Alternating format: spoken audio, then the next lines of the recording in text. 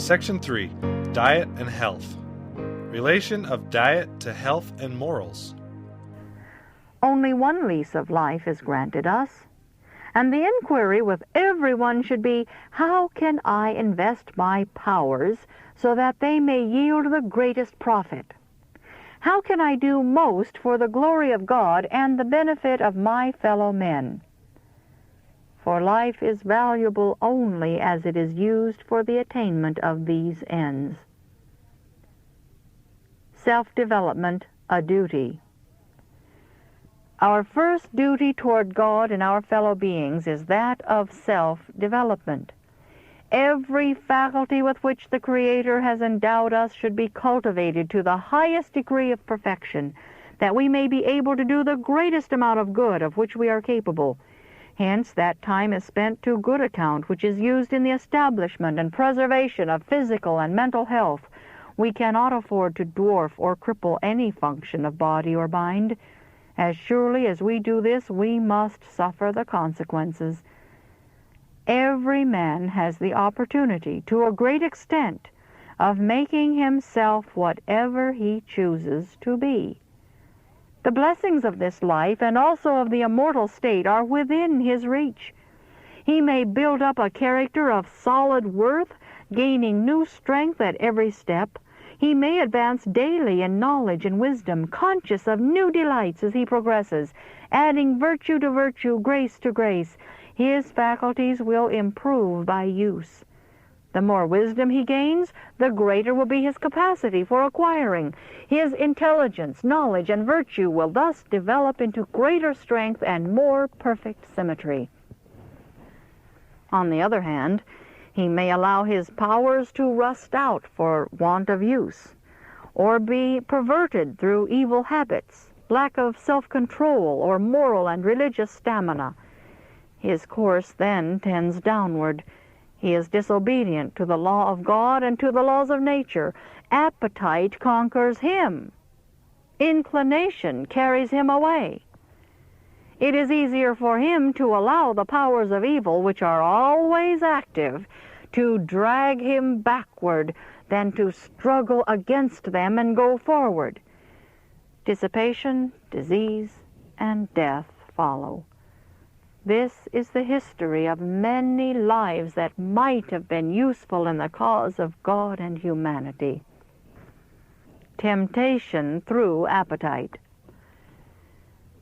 One of the strongest temptations that man has to meet is upon the point of appetite. In the beginning, the Lord made man upright. He was created with a perfectly balanced mind, the size and strength of all his organs being fully and harmoniously developed. But through the seductions of the wily foe, the prohibition of God was disregarded, and the laws of nature wrought out their full penalty. Adam and Eve were permitted to eat of all the trees in their Eden home, save one.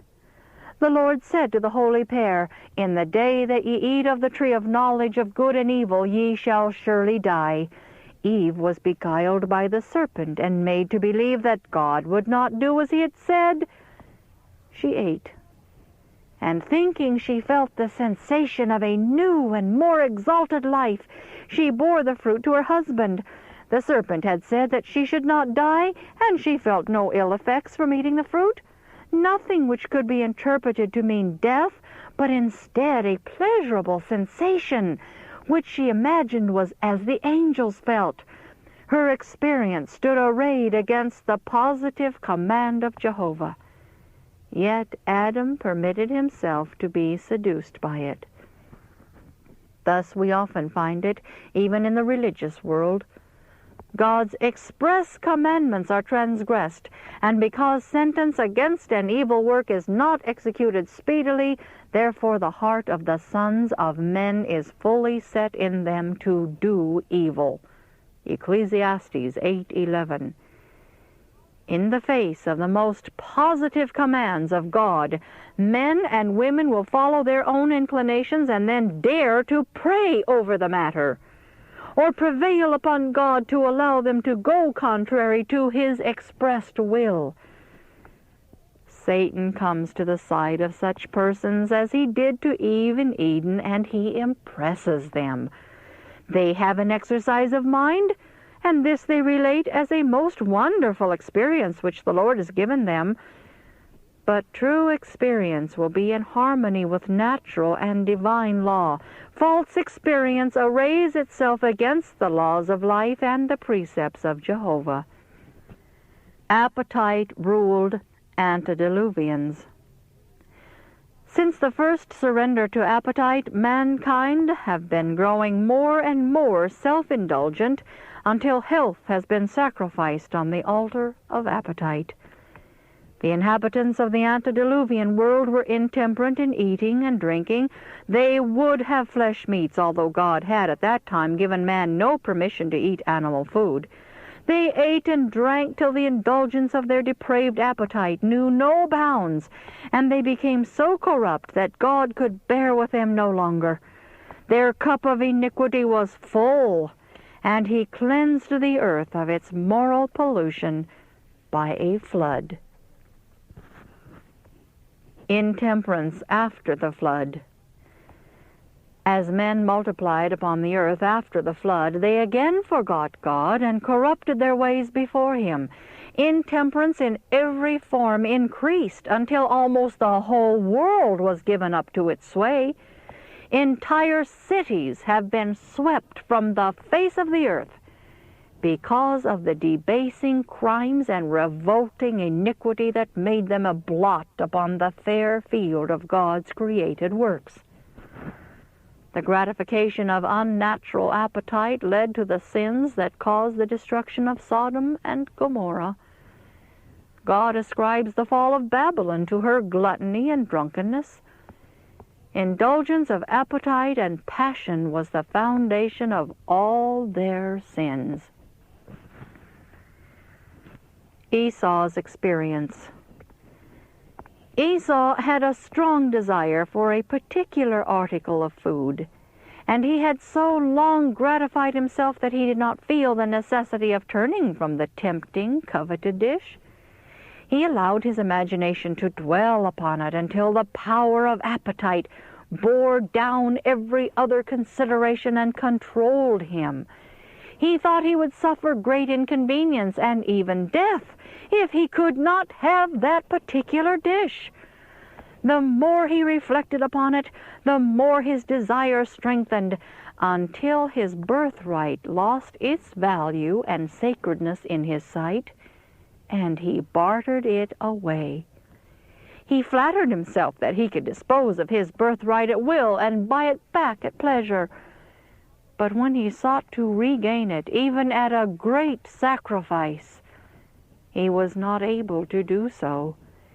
He then bitterly repented of his rashness, his folly, his madness. But it was all in vain. He had despised the blessing, and the Lord had removed it from him forever. Israel desired the flesh pots of Egypt. When the God of Israel brought his people out of Egypt, he withheld flesh meats from them in a great measure, but gave them bread from heaven and water from a flinty rock. With this they were not satisfied. They loathed the food given them and wished themselves back in Egypt, where they could sit by the flesh pots. They preferred to endure slavery and even death, rather than to be deprived of flesh. God granted their desire, giving them flesh, and leaving them to eat till their gluttony produced a plague from which many of them died. Example after example might be cited to show the effects of yielding to appetite. It seemed a small matter to our first parents to transgress the command of God in that one act, the eating from a tree that was so beautiful to the sight and so pleasant to the taste, but it broke their allegiance to God and opened the gates to a flood of guilt and woe that has deluged the world. Intemperance and crime. Crime and disease have increased with every succeeding generation. Intemperance in eating and drinking and the indulgence of the baser passions have benumbed the nobler faculties of man. Reason, instead of being the ruler, has come to be the slave of appetite to an alarming extent. An increasing desire for rich food has been indulged until it has become the fashion to crowd all the delicacies possible into the stomach. Especially at parties of pleasure is the appetite indulged with but little restraint. Rich dinners and late suppers are served, consisting of highly seasoned meats, with rich sauces, cakes, pies, ices, tea, coffee, etc. No wonder that with such a diet people have sallow complexions and suffer untold agonies from dyspepsia. Against every transgression of the laws of life, nature will utter her protest. She bears abuse as long as she can, but finally the retribution comes, and it falls upon the mental as well as the physical powers. Nor does it end with the transgressor. The effects of his indulgence are seen in his offspring, and thus the evil is passed down from generation to generation. Our youth lack self-control. The youth of today are a sure index to the future of society, and as we view them, what can we hope for that future? The majority are fond of amusement and averse to work. They lack moral courage to deny self and to respond to the claims of duty. They have but little self-control and become excited and angry on the slightest occasion. Very many in every age and station of life are without principle or conscience, and with their idle, spendthrift habits they are rushing into vice and are corrupting society until our world is becoming a second Sodom. If the appetites and passions were under the control of reason and religion, society would present a widely different aspect. God never designed that the present woeful condition of things should exist. It has been brought about through the gross violation of nature's laws. The character is formed to a great extent in early years. The habits then established have more influence than any natural endowment in making men either giants or dwarfs of intellect. For the very best talents may, through wrong habits, become warped and enfeebled. The earlier in life one contracts hurtful habits, the more firmly will they hold their victim in slavery, and the more certainly will they lower his standard of spirituality. On the other hand, if correct and virtuous habits are formed in youth, they will generally mark the course of the possessor through life. In most cases it will be found that those who in later life reverence God and honor the right learned that lesson before there was time for the world to stamp its image of sin upon the soul. Those of mature age are generally as insensible to new impressions as is the hardened rock.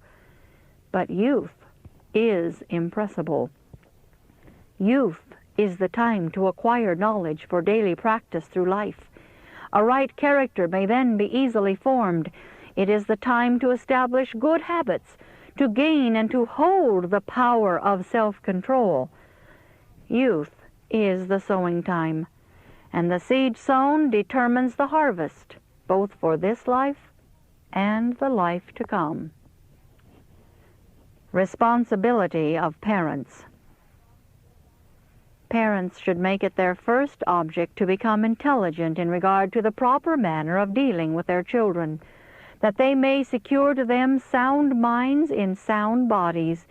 The principles of temperance should be carried out in all the details of home life. Self-denial should be taught to children and enforced upon them, so far as is consistent, from babyhood. Teach the little ones that they should eat to live, not live to eat. That appetite must be held in abeyance to the will, and that the will must be governed by calm, intelligent reason. If parents have transmitted to their children tendencies which will make more difficult the work of educating them to be strictly temperate, and of cultivating pure and virtuous habits, what a solemn responsibility rests upon the parents to counteract that influence by every means in their power. How diligently and earnestly should they strive to do their duty by their unfortunate offspring. To parents is committed the sacred trust of guarding the physical and moral constitution of their children. Those who indulge a child's appetite and do not teach him to control his passions may afterward see in the tobacco-loving, liquor-drinking slave, whose senses are benumbed and whose lips utter falsehood and profanity, the terrible mistake they have made. It is impossible for those who give the reins to appetite to attain to Christian perfection. The moral sensibilities of your children cannot be easily aroused unless you are careful in the selection of their food.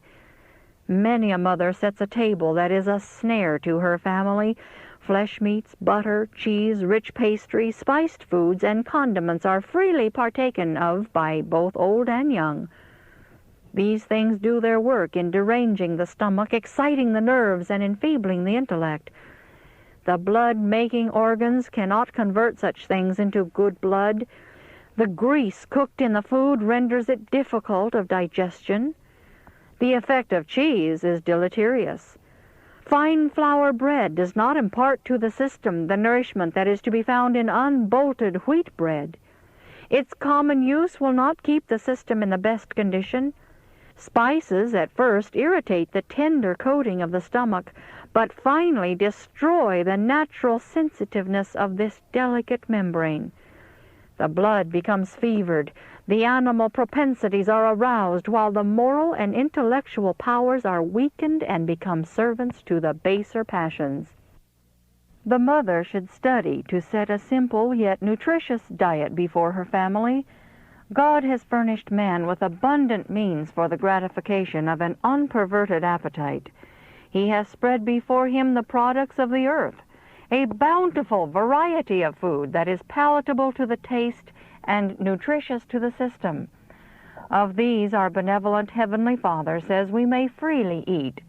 Fruits, grains, vegetables, prepared in a simple way, free from spice and grease of all kinds, make, with milk or cream, the most healthful diet. They impart nourishment to the body and give a power of endurance and vigor of intellect that are not produced by a stimulating diet. Evils of meat eating. Those who use flesh meats freely do not always have an unclouded brain and an active intellect, because the use of the flesh of animals tends to cause a grossness of body and to benumb the finer sensibilities of the mind. The liability to disease is increased by flesh eating. We do not hesitate to say that meat is not essential to the maintenance of health and strength. Those who subsist largely upon meat cannot avoid sometimes eating flesh which is more or less diseased.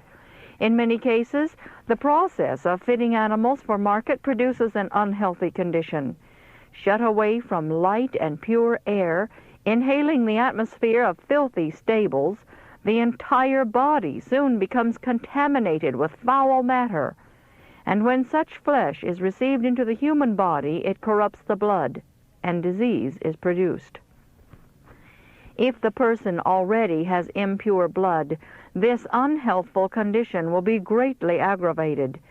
But few can be made to believe that it is the meat they have eaten which has poisoned their blood and caused their suffering. Many die of diseases wholly due to meat eating, when the real cause is scarcely suspected by themselves or others. Some do not immediately feel its effects, but this is no evidence that it does not hurt them. It may be doing its work surely upon the system, yet for the time being the victim may realize nothing of it. Pork, although one of the most common articles of diet, is one of the most injurious. God did not prohibit the Hebrew from eating swine's flesh merely to show his authority, but because it is not a proper article of food for man. God never created the swine to be eaten under any circumstances. It is impossible for the flesh of any living creature to be healthful when filth is its natural element, and when it feeds upon every detestable thing. It is not the chief end of man to gratify his appetite. There are physical wants to be supplied, but because of this, is it necessary that man shall be controlled by appetite?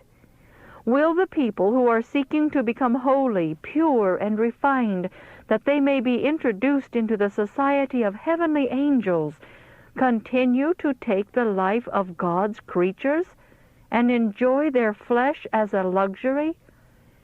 From what the Lord has shown me, this order of things will be changed, and God's peculiar people will exercise temperance in all things. Proper preparation of food, a duty. There is a class who seem to think that whatever is eaten is lost, that anything tossed into the stomach to fill it will do as well as food prepared with intelligence and care. But it is important that we relish the food we eat. If we cannot, and have to eat mechanically, we fail to receive the proper nourishment. Our bodies are constructed from what we eat, and in order to make tissues of good quality, we must have the right kind of food, and it must be prepared with such skill as will best adapt it to the wants of the system. It is a religious duty for those who cook to learn how to prepare healthful food in a variety of ways, so that it may be both palatable and healthful. Poor cookery is wearing away the life energies of thousands. More souls are lost from this cause than many realize. It deranges the system and produces disease. In the condition thus induced, heavenly things cannot be readily discerned.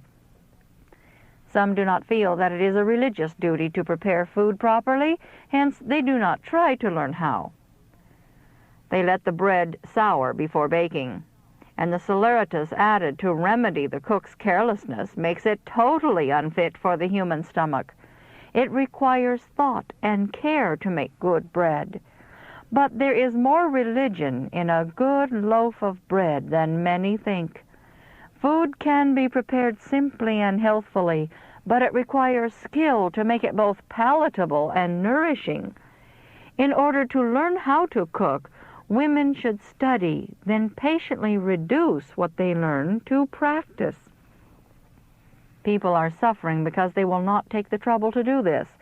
I say to such, it is time for you to rouse your dormant energies and inform yourselves. Do not think the time wasted which is devoted to obtaining a thorough knowledge and experience in the preparation of healthful, palatable food. No matter how long an experience you have had in cooking, if you still have the responsibilities of a family, it is your duty to learn how to care for them properly. If necessary, go to some good cook and put yourself under her instruction until you are mistress of the art. Wrong eating destroys health. A wrong course of eating or drinking destroys health, and with it the sweetness of life. Oh, how many times has a good meal, as it is called, been purchased at the expense of sleep and quiet rest. Thousands, by indulging a perverted appetite, have brought on fever or some other acute disease, which has resulted in death. That was enjoyment purchased at an immense cost. Because it is wrong to eat merely to gratify perverted taste, it does not follow that we should be indifferent in regard to our food. It is a matter of the highest importance. No one should adopt an impoverished diet. Many are debilitated from disease and need nourishing, well-cooked food. Health reformers, above all others, should be careful to avoid extremes. The body must have sufficient nourishment. The God who gives his beloved sleep has furnished them also suitable food to sustain the physical system in a healthy condition. Many turn from light and knowledge and sacrifice principle to taste. They eat when the system needs no food and at irregular intervals because they have no moral stamina to resist inclination. As the result, the abused stomach rebels and suffering follows. Regularity in eating is very important for health of body and serenity of mind. Never should a morsel of food pass the lips between meals. Too frequent eating a cause of dyspepsia. Many indulge in the pernicious habit of eating just before retiring. They may have taken their regular meals, yet because they feel a sense of faintness, they think they must have a lunch. By indulging this wrong practice, it becomes a habit, and they feel as though they could not sleep without food. In many cases, this faintness comes because the digestive organs have been too severely taxed through the day in disposing of the great quantity of food forced upon them. These organs need a period of entire rest from labor to recover their exhausted energies. A second meal should never be eaten until the stomach has had time to recover from the labor of digesting the preceding meal. When we lie down at night, the stomach should have its work all done. That is, as well as other portions of the body may enjoy rest. But if more food is forced upon it, the digestive organs are put in motion again to perform the same round of labor through the sleeping hours. The sleep of such is often disturbed with unpleasant dreams, and in the morning they awake unrefreshed. When this practice is followed, the digestive organs lose their natural vigor, and the person finds himself a miserable dyspeptic. And not only does the transgression of nature's laws affect the individual unfavorably, but others suffer more or less with him. Let anyone take a course that irritates him in any way, and see how quickly he manifests impatience. He cannot, without special grace, speak or act calmly. He casts a shadow wherever he goes. How can anyone say then, "It is nobody's business what I eat or drink"? Evils to be avoided. It is possible to eat immoderately, even of wholesome food. It does not follow that because one has discarded the use of hurtful articles of diet, he can eat just as much as he pleases. Overeating, no matter what the quality of the food, clogs the living machine and thus hinders it in its work. Many make a mistake in drinking cold water with their meals. Food should not be washed down. Taken with meals, water diminishes the flow of the saliva, and the colder the water, the greater the injury to the stomach. Ice water or ice lemonade taken with meals will arrest digestion until the system has imparted sufficient warmth to the stomach to enable it to take up its work again. Masticate slowly and allow the saliva to mingle with the food.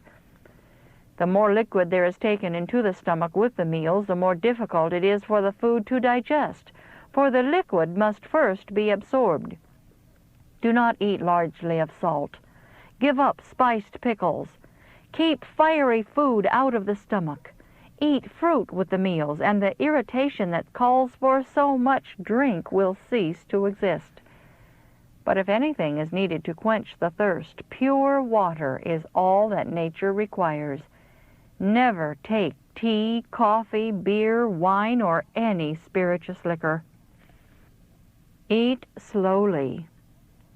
In order to secure healthy digestion, food should be eaten slowly. Those who wish to avoid dyspepsia and those who realize their obligation to keep all their powers in a condition which will enable them to render the best service to God will do well to remember this. If your time to eat is limited, do not bolt your food, but eat less and masticate slowly. The benefit derived from food does not depend so much on the quantity eaten as on its thorough digestion, nor the gratification of taste so much as on the amount of food swallowed, as on the length of time it remains in the mouth. Those who are excited, anxious, or in a hurry would do well not to eat until they have found rest or relief, for the vital powers already severely taxed cannot supply the necessary digestive fluids. When traveling, some are almost constantly nibbling, if there is anything in their reach.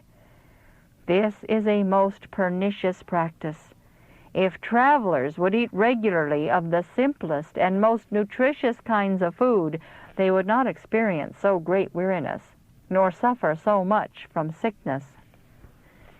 In order to preserve health, temperance in all things is necessary. Temperance in labor, temperance in eating and drinking. Our Heavenly Father sent the light of health reform to guard against the evils resulting from a debased appetite, that those who love purity and holiness may know how to use with discretion the good things He has provided for them, and that by exercising temperance in daily life they may be sanctified through the truth. At general meetings and camp meetings, we should have good, wholesome, nourishing food, prepared in a simple manner. We should not turn these seasons into occasions for feasting. If we appreciate the blessings of God, if we are feeding on the bread of life, we will not be much concerned about gratifying the appetite. The great burden of our thoughts will be, how is it with my soul? There will be such a longing for spiritual food, something which will impart spiritual strength, that we will not complain if the diet is plain and simple. God requires the body to be rendered a living sacrifice to Him, not a dead or a dying sacrifice. The offerings of the ancient Hebrews were to be without blemish. And will it be pleasing to God to accept a human offering that is filled with disease and corruption? He tells us that our body is the temple of the Holy Ghost, and He requires us to take care of this temple, that it may be a fit habitation for His Spirit. The Apostle Paul gives us this admonition, "Ye are not your own, for ye are bought with a price. Therefore glorify God in your body and in your spirit, which are God's." See 1 Corinthians 6:19 and 20. All should be very careful to preserve the body in the best condition of health, that they may render to God perfect service and do their duty in the family and in society.